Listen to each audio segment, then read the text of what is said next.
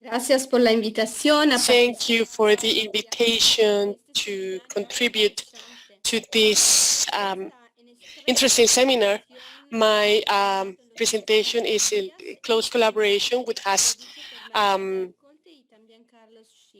connection with what has been presented for the past 2 days. I actually prepared a video for this. The, this the decision making in the church, a pending challenge. As any other institution, the Catholic Church is made of decisions. How this, as every organization, is constituted operatively by decisions, and the decision making is the organizational problem, the vital, more vital of our time. What we are developing, it touches the way of ecclesial relationships, the way in which we organize these relationships and in its structure, the exercise of power and authority. If we want to overcome the model of hierarchical and pyramidal model, we need synodality as a modus vivendi and operandi. We need to rethink the decision-making process at every level, especially in parishes and local churches. We need to think in an essential challenge, an essential question. How to think, how is to think, is to decide for this to be an authentic expression of a synodal church and to contribute to the maturation of the consciousness and of effective of a synodal church. How can we make it a reality today what the Justinian principle reminded by by Congar, what is concerning for everyone, it should be discussed by everyone. So in the current church, the way of life of the community, it is being developed mainly in the dynamic of by only one direction or monodirectional communication. So it's just from top to bottom, from one to everyone, from the word and the authority and delegated by some.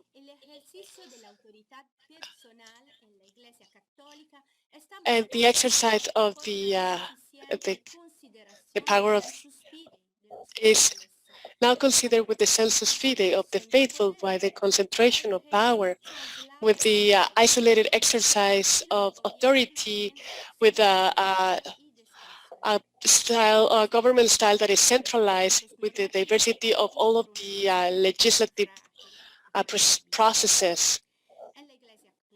The current church, one controls the information, one decides the general guidelines, it creates the general steps, supervises steps, and decides to whether to make or not a decision.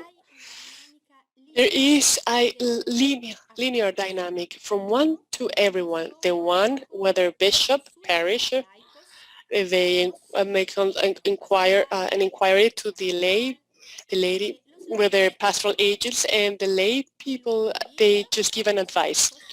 And then he deliberates, and then the lay act on that. So they feel like the constructive vote expressed by the lady, it is something optional and facultative that at the last instance can be changed and can be improved. How can we overcome this linear scheme of the decision-making process to really become a synodal church? I would like to indicate the ecclesiological ordinances that are in play, remembering some texts of the Second Vatican Council, and at the same time, I would like to offer a model for the decision-making process in the church, up to the strategic decisions and the horizon, those towards the future, and also the operational side of it, on concrete issues that may arise with activities to plan.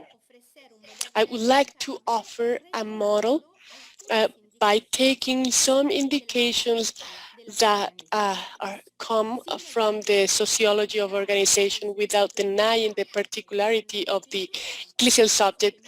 That with the Holy Spirit, I feel like many contributions can be of help.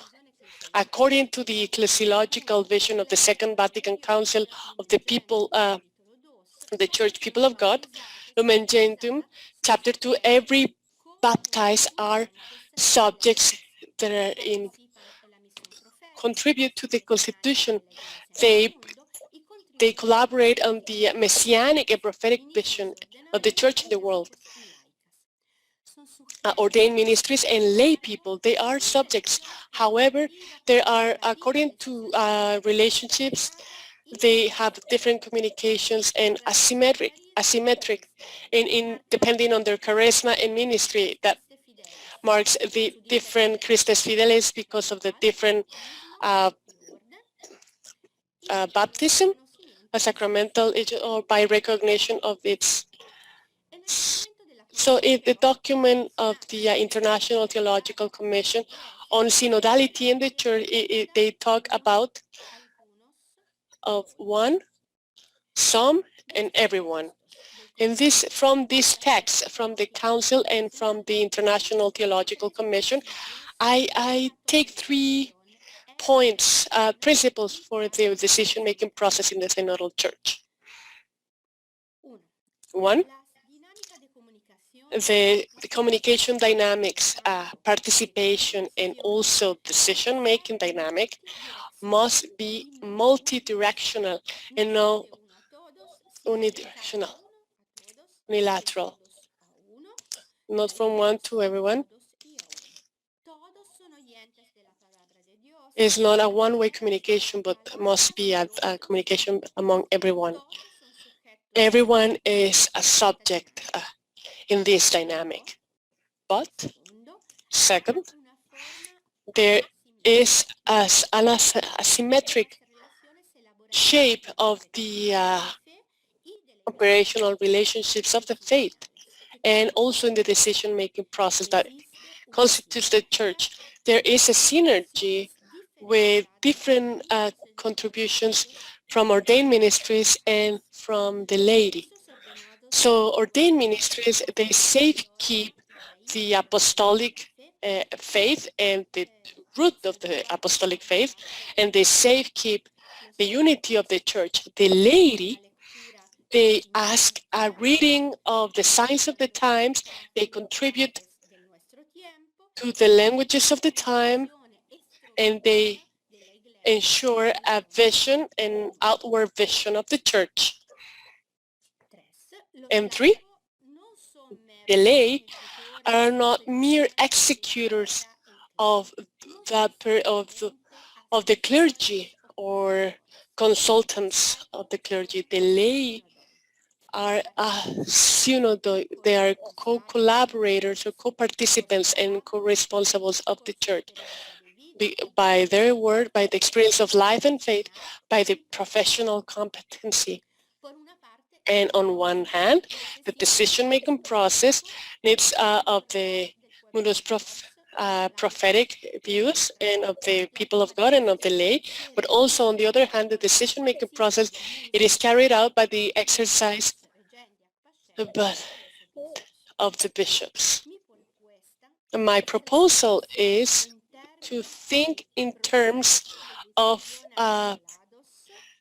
collaborating as a process, collaborating because there are interaction with different actors, ordained ministries, and the lay, and complex according to more than one phase, and a collaborative process and complex process in which one, a bishop or parish, one or some, everyone, they interact according to sequences and different interactions. It is about studying strategies to get to decisions in which all of baptized are involved, to each one of us in their own way, according to the charismas and ministries. So each one of them can participate in the decision-making to get to the decision one by one, with everyone and for everyone. Decision making, and I'm going to present the phases of a collaborative process or a joint process. And the reference would be of a local or a particular choice. As any other institution, as any other institution, the church is involved with decisions, in facilitator of decisions. So they mark a difference between past and future, and the when and how to decide, define who we are. The sociologists show that it is a collaborative process in different phases, which therefore it is possible to remodel the process for this decision making in different phases in which this process is being developed. The decisions are being elaborate, put together at different first bishop, parisher, some pastoral agents, pastoral council, experts, theologians, and everyone for each one of these phases. In a decision-making process, there is the contribution of individuals, whether their role, their charisma, or ministry, the contribution of the groups of Catholic Action, Pastoral Council, Priest Council, the catechists, and there is also an interaction at a level of the social body level. 6 different phases. One with the difference and an interaction in the decision-making 5 phases, and decision-taking 1 phase. 1 is to define and to clarify the object or the purpose of the decision. Is the one who can call on this process or invite to this process, but this invitation can be requested by many, by their wish, by the general sentiment or feeling, or it could be requested by some collaborators. Sometimes the minorities point out their discomfort. They don't want to consult, but they want to call to make a decision. Now, to collect information according to the issue that we need to decide to make a decision on. So now this could be promoted by one priest or pastoral agent, the knowledge, the competencies, and the experience. It is essential for the church to listen to the lay. They are essential to the reading of the reality in light of the new evangelization, for the possible orientations and directions, and contribution of expert theologians and experts on other disciplines is to draft or the operational alternatives possible and factible. Different to what usually happens in the church, they should be possible to implement them. They could be feasible, possible to implement them, and not that it could or it should, but it can be actually happen. It is a space for creativity and of rational logic in order to face the problems. It is about imagining the transitions to set into motion the consequences to how to move from the initial phase to the final phase. This could and should be the work of many. Ordained ministry, lay, pastoral agents, psychologists, sociologists, theologians. For at the same time, it is about to identify criteria for judgment according to the style of the ecclesial mission. On this hand, this is the work for theologians in light of the scriptures and tradition. Theologians suggest and give guidelines on these principles. On the other hand, it is the word of the bishop with their deacons and priests trying to preserve what's been in the church and what the church is going to build. And 5, to evaluate the different alternatives in light of the criteria of this for judgment, of the judgment criteria, and to identify the different orientations that seem most appropriate to the context, to the signs of the times, and to the development of this apostolic judgment. And the judgment on the convenience of the different options can be expressed through processes that allow to collect or to achieve a larger consensus, which is an expression, or voting, which is an expression of consensus, to ask every person to be defined with regards to the perceptions. And 6, the decision taking. The personal authority, the pastoral authority, needs to make the decision.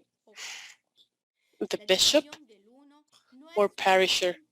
The decision of one, it is not a mere ratification of the decision-making process, but an expression of their specific ministry to save, keep the faith and the service to others of the ecclesial us, but it's not an affirmation isolated from the path that we traversed.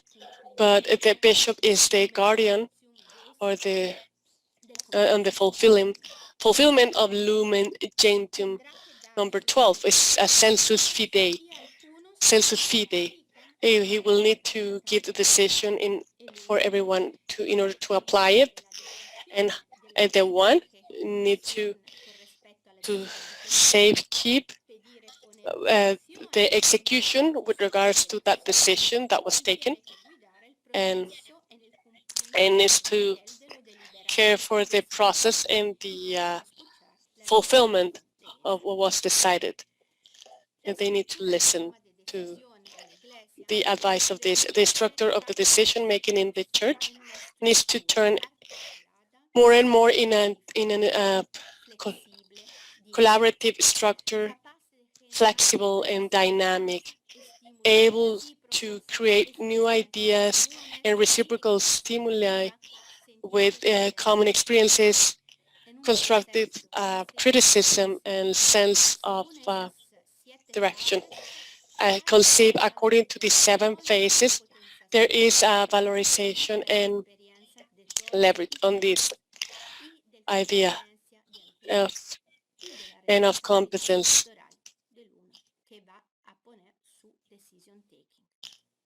Of one who is going to do their decision taking on each process of decision-making process.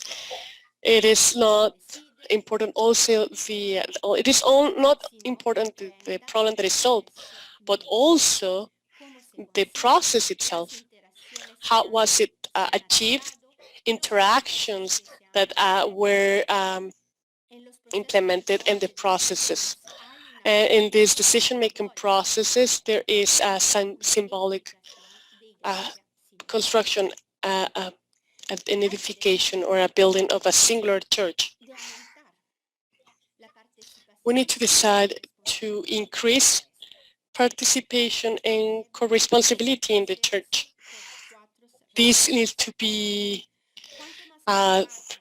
implemented because of 4 reasons. The more the people share the decisions that affect their lives, the more motivated they will be to implement them, to carry them out. Secondly, the ecclesial context is a complex one, and its action it is in continuous evolution and ongoing, and the processes are not enough today.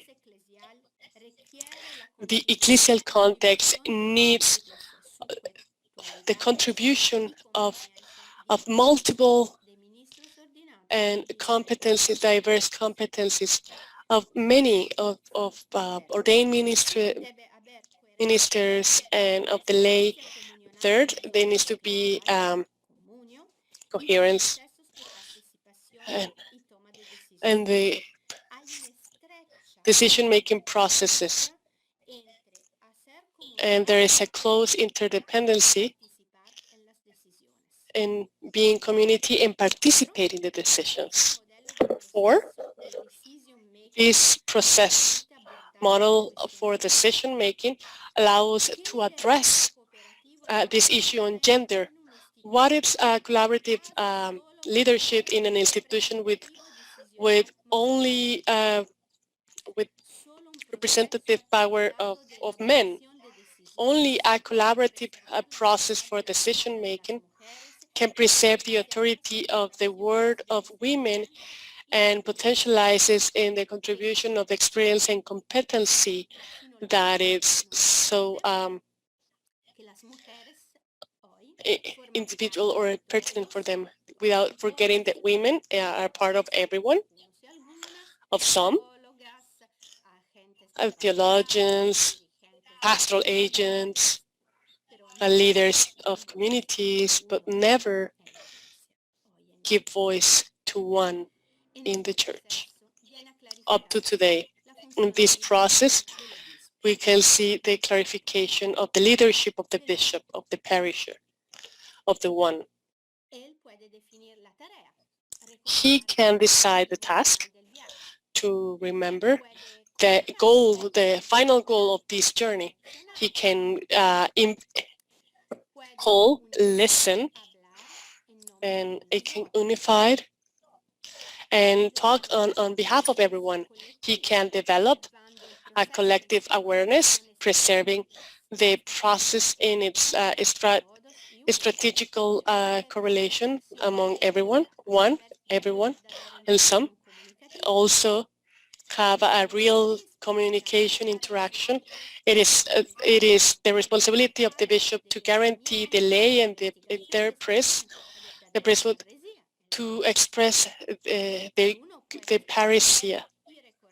The one can maybe and give meaning to the horizon. The decision-making processes can produce and reproduce and develop social values and interpret the common history, make people to perceive what means to be us, to be a we.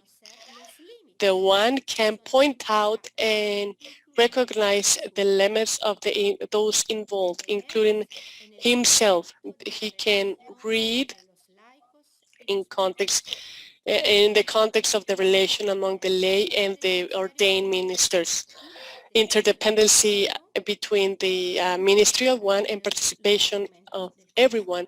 It is very clear in these documents. There is is fundamental on the hierarchical gifts as defined by this document of International Theological Commission.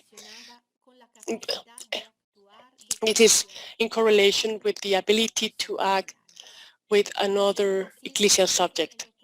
Thus, the Church in the decision-making process can experience an increase of the opportunities for election, a large range of actors for decision. In the exercise of synodality, we experience the power with the relational power. It is possible to learn to decide. It is possible to learn to face the challenge of decision-making in the synodal church adequate to have it right and to the current systemic systems and improve those as like efficacy and efficiency.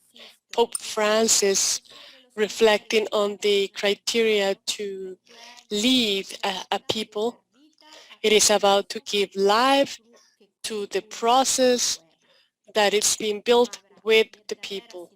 there is no true synodality, authentic synodality, without a review of the dynamic and decision-making process. Thank you.